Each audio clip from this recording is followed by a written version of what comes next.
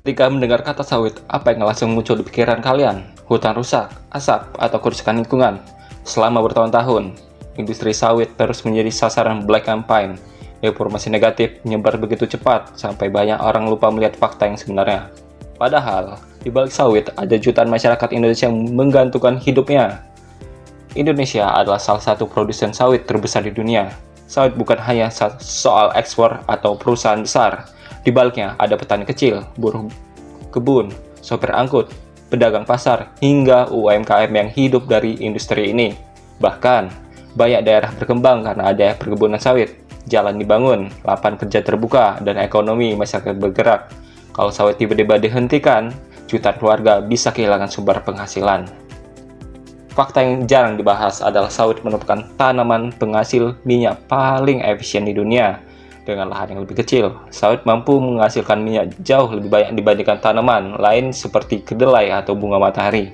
Itu artinya, kebutuhan minyak dunia sebenarnya bisa dipenuhi dengan lahan yang lebih hemat. Memang benar, ada oknum membuka lahan secara ilegal dan merusak lingkungan. Tapi, apakah adil jika seluruh industri sawit disalahkan? Masalah utama bukan pada tanamannya, melainkan pada pengelolaan yang tidak bertanggung jawab. Black campaign membuat sawit selalu terlihat buruk di mata dunia. Informasi dipotong, sebagian lalu disebarkan tanpa melihat perkembangan yang sudah dilakukan. Padahal, sekarang banyak perusahaan dan petani mulai menerapkan sawit berkelanjutan, replanting, konservasi hutan, dan pengurangan pembakaran lahan. Kita tentu harus tetap menjaga lingkungan, tapi kita juga harus melindungi jutaan masyarakat yang hidup dari sawit. Minyak kelapa sawit selama ini identik sebagai bahan utama minyak goreng, namun komoditas ini sebenarnya memiliki potensi yang jauh lebih luas berkat struktur kimia di dalamnya. Salah satu pemanfaatan utamanya adalah sebagai bahan baku pembuatan sabun. Melalui proses penyambunan dan saponifikasi, kandungan asam lemak dalam minyak sawit direaksikan dengan senyawa alkali. Proses ini menghasilkan sabun berkualitas tinggi yang efektif mengangkat kotoran sekaligus menjaga kelembapan kulit. Selain produk sanitasi, minyak sawit juga didapat diolah menjadi lilin padat yang ramah lingkungan melalui proses pengerasan atau hidrogenisasi. Lilin berbasis sawit atau yang dikenal dengan palm wax memiliki keunggulan signifikan dibanding lilin parafin yang berbahan minyak bumi. Saat dibakar, lilin ini tidak menghasilkan asap hitam yang pekat, sehingga jauh lebih aman bagi kesehatan pernapasan dan lebih bersih untuk lingkungan ruangan. Inovasi yang paling mutakhir dari minyak sawit terletak pada pengembangan material hijau yaitu bioplastik. Kandungan karbon yang tinggi pada minyak sawit dapat dimanfaatkan untuk membentuk polimer plastik yang bersifat biodegradable.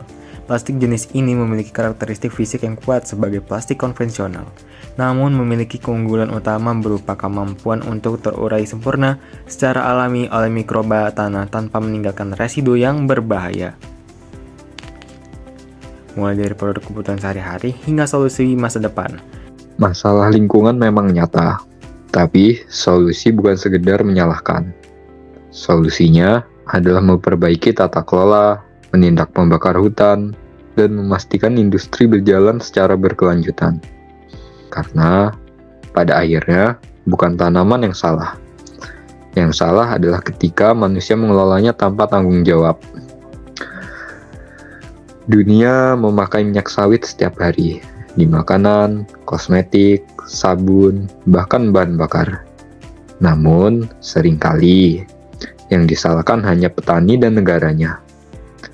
Indonesia tidak menolak kritik, tapi kritik harus berdasarkan fakta, bukan propaganda.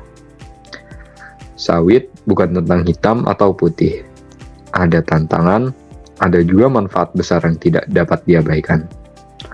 Jadi, sebelum membenci, coba pahami dulu seluruh ceritanya. Karena masa depan bukan dibangun dengan black campaign, melainkan dengan solusi, keseimbangan, dan pengelolaan yang bijak.